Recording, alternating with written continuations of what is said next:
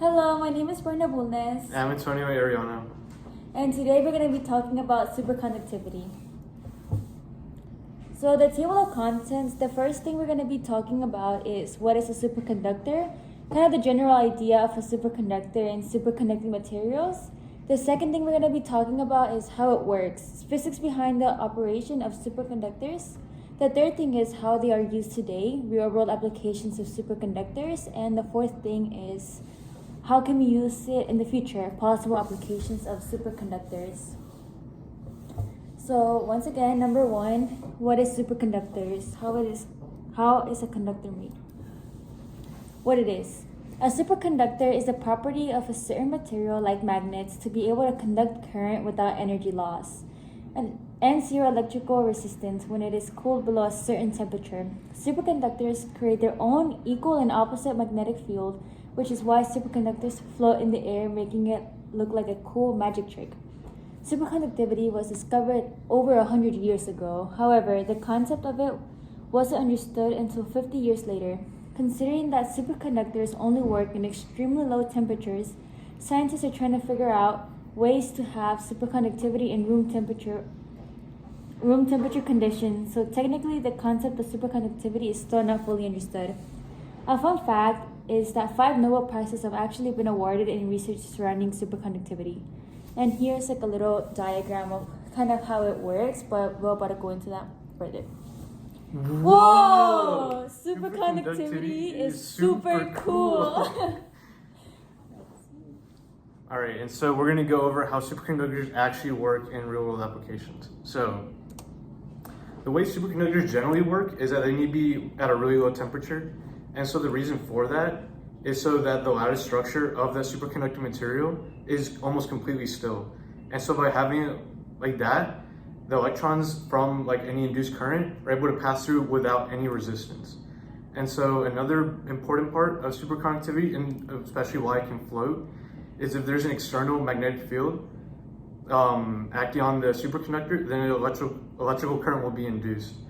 And through this induced electrical current, which is known as a persistent current, because there's no resistance, another magnetic field is generated. If you use the right-hand rule, that induced current from the outside magnetic field will go in vortices. And so we use the right-hand rule, it will start going up and around that loop that is generated. And so by doing that, the superconductor is able to generate magnetic field that will be opposite of the outside magnetic field, which is why it's able to make magnets float and they're able to float on magnets. And so next, we'll be going over real-world applications of superconductors, like how are they used and what are they used for, why are they actually so useful? And so one of the important applications of superconductors is MRI machines. MRIs are like one of the most used diagnostic medical tools in like hospitals around the world. So without them, we would not be able to diagnose like certain conditions or like certain problems, especially if patients are coming in from the ER. Another amazing use, personally my favorite use of superconductors, is their use in magnetic levitation trains.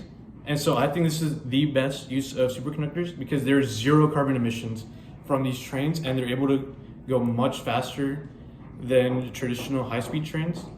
And there's no conductor needed, so that no one has to like steer the train. It just follows a set of magnets. And then another really cool application of superconductors is its use in the Large Hadron Collider, which is actually probably my favorite other than the magnetic levitation train. It's because like with using the superconductors in the Large Hadron Collider, they're able to accelerate particles to ridiculous speeds and then have these collisions between like protons and different particles. And there's actually discovery of the Higgs boson in 2012 because of this technology. Whoa! Superconductivity is like a superpower.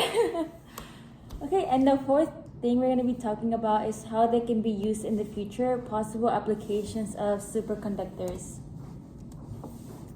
Superconductivity for the future. Since superconductors don't lose any current, they have very large future and energy efficient fields. For example, energy grids take a lot of energy due to the resistance in the wires, Being able to use superconductors instead would make the transition from power plants to homes almost 100% efficient. The future of superconductors is also very practical when it comes to recent shift in renewable energy. We have been seeing their ability to be able to efficiently store energy, known as superconducting magnetic energy storage, helps the conductors be able to release energy quickly depending on how much is needed. Another future application we could use superconductivity for is military and space travel, which I'm interested in a lot. The light weight of room temperature superconductors make much more efficient and cheap to do things like build spacecrafts and satellites. A picture with 1,000 words. This is his favorite use of superconductivity. Yeah, another fun fact: if we actually use magnetic levitation trains, if we had like a railway from New York to Los Angeles, it would take almost like 7 hours to get like between those two parts, and it would be with 0 carbon emissions. So pretty cool. Thank you. We hope you enjoyed our presentation and learned something valuable. Thank you. And here's where we're excited.